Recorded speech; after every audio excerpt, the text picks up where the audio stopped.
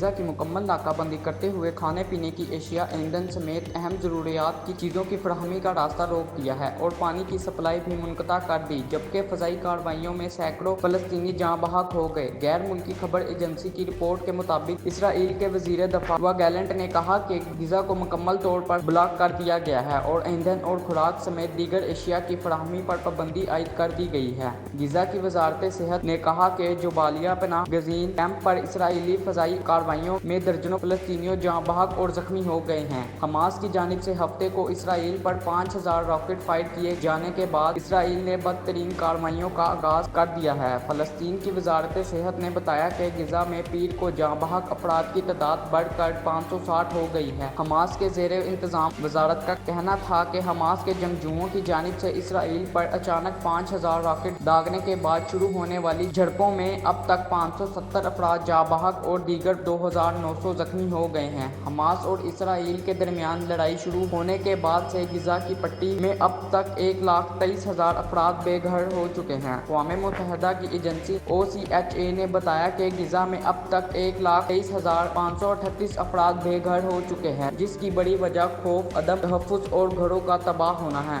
OCHA نے بتایا کہ 73,000 سے زائد افراد نے اسکولوں میں پناہ لے رکھی ہے، جن میں سے کچھ افراد کو ہنگامی شیلٹرز دیے گئے ہیں۔ اقوام متحدہ کی ایجنسی برائے مہاجرین UNRWA کے ترجمان عدنان ابو حسنہ نے بتایا کہ اس تعداد میں اضافہ ہو سکتا ہے۔ انہوں نے AFP کو بتایا کہ ان اسکولوں میں بجلی دستیاب ہے، ہم انہیں خوراک، صاف پانی، نفسیاتی اور طبی امداد فراہم کر رہے ہیں۔ امریکی صدر جو بائیڈن نے حماس کے حملوں کے بعد گزشتہ روز اضافی فوجی امداد بھیجتے ہوئے امریکی بحری جہازوں اور جنگی طیاروں کو اسرائیل کے قریب جانے کا حکم دیا۔ پینٹاگون نے کہا کہ وہ طیارہ بردار بحری جہاز اور اس کے ساتھ آنے والے جنگی جہاز مشرقی بحیرہ روم میں بھیج رہا ہے اور علاقے میں لڑاکا طیارہ اسکواڈرنز بھی بھیج رہا ہے۔ امریکی سینٹرل کمانڈ نے گزشتہ روز اس بات کی تصدیق کی کہ بحری جہاز اور ہوائی جہاز اپنی نئی پوسٹوں کی جانب بڑھنا شروع ہو گئے ہیں۔